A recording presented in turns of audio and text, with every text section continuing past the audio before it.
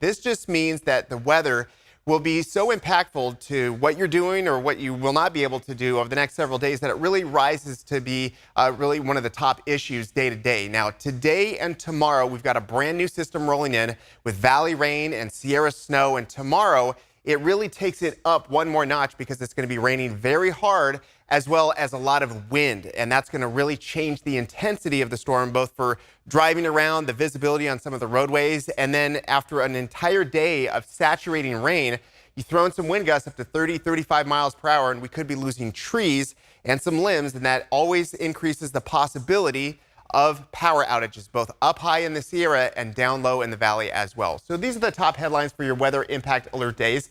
Today is somewhat of a break in the storm cycle. Now, yes, we're looking at some spotty light showers, some sprinkles, some gray skies, but it doesn't really pick up until later today, well after sunset. Sunset's right around 6 o'clock p.m.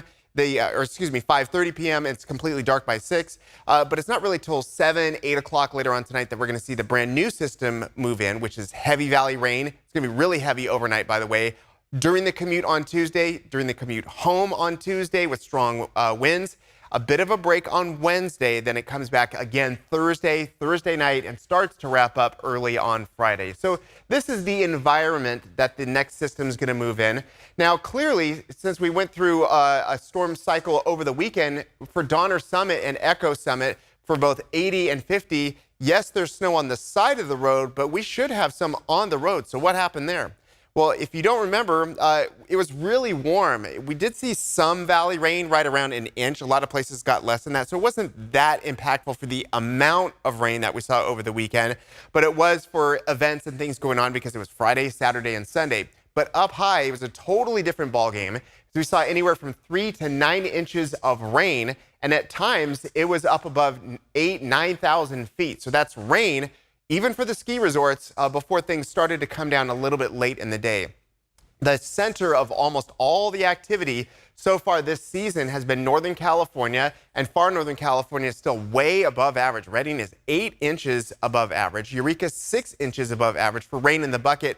And even though we got some rain down low in the valley, did not make up for the gap that we racked up during a very dry January. I was expecting more rain than what we got over the weekend, but you know what? We still have 2 more systems. They both look good. They're both wet systems, and they're a little bit different. They both have colder air that they're going to be able to pull in. So we're getting all this moisture, your classic atmospheric river, pointed right at us, which really maximizes in intensity and the amount of water coming into the system on Tuesday.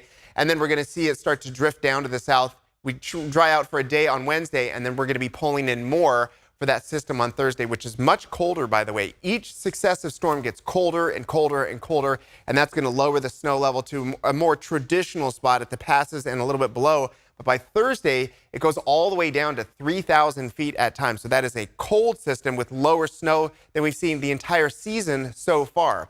So this is how it looks early on this Monday. We've got everything ready to go. We've got our area of low pressure, lots of cold air up high. It's tapped into everything, and it's mostly for the, at the moment, it's focused on far Northern California. In fact, they've been getting so much rain and rain on snow over the weekend that there's one spot in particular that's going to undergo some major flooding in the days ahead. But let me just get to that in a second. We've got snow for Shasta, still raining in Redding. Then it starts to dry off. Notice that we're seeing green for any place that has higher elevations. That's really what happened over the weekend. Is we did get rain for sure, but we really needed to maximize it and get that lift with the higher elevations in the coastal range and the Sierra, and that's what's happening at the moment.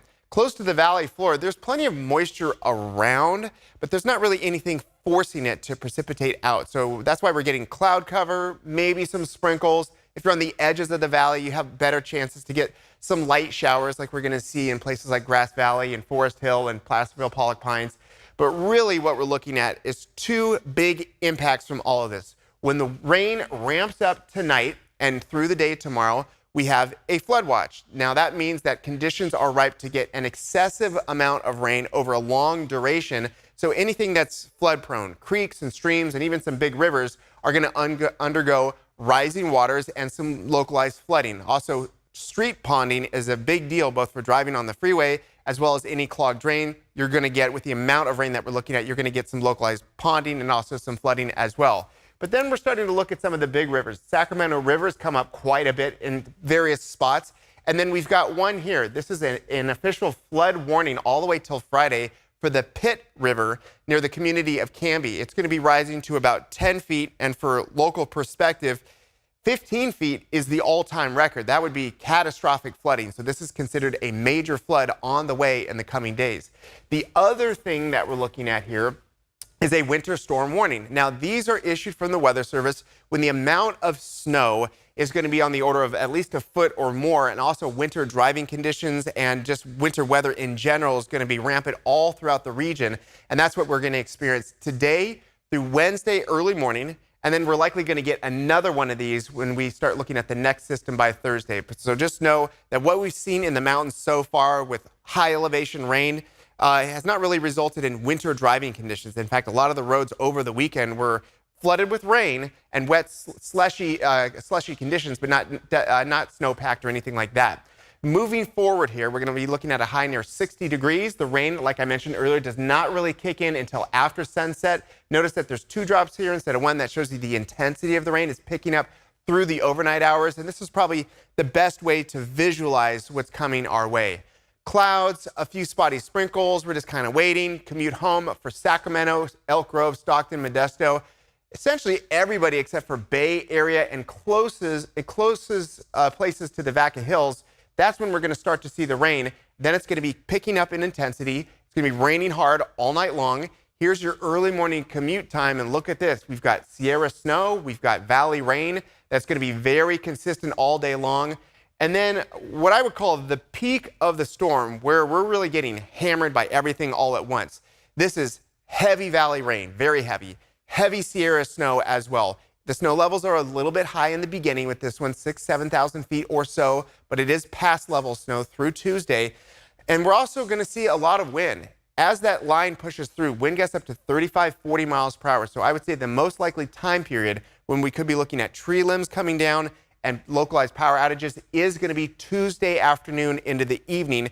But by Tuesday night, late Tuesday night, it's wrapped up. And then through the day on Wednesday, we get a break. And then we get another system coming in Thursday to early Friday. So let's add everything up. How are we stacked up rain and snow-wise in the coming days? Just stretching this thing out all the way till Friday, when I think that that's when the last system finally leaves us and we're going to get a long weekend break from everything, from rain, from snow, even from wind. We're looking at least a couple inches of valley rain. I would suspect more like 2 to 3 inches for the wettest spots in the valley. Once we get to the Sierra, we're looking at 3 to 7 inches of rain in the lower foothills, and then at least a couple feet of Sierra snow between Monday and very early in the morning on Friday. To visualize this one more time, somewhat higher snow levels just in the very beginning, then it drops down through Tuesday, drops even lower on Wednesday, although the problem with Wednesday is that there's not a lot of moisture, but those will be some of your lowest snow levels, and then starts to creep back up just a little bit there on Thursday.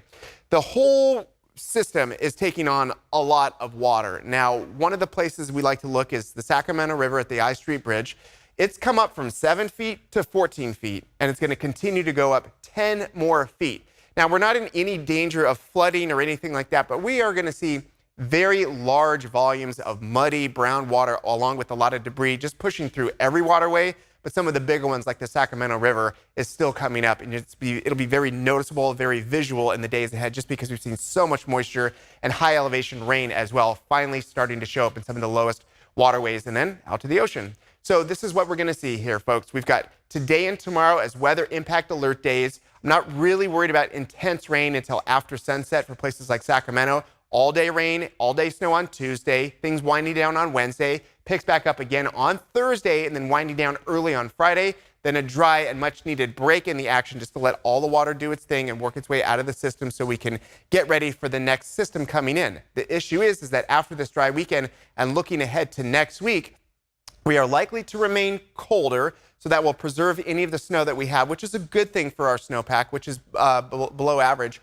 But as far as the wet pattern, it is shifting over just a little bit. So we may enter a more long duration, drier pattern once we get through the series of storms that we have this week and then shutting off this upcoming weekend. Of course, keep it right here at ABC 10 Plus. We'll give you some more live radar throughout the rest of the day. And of course, replays and live events of your favorite ABC 10 content.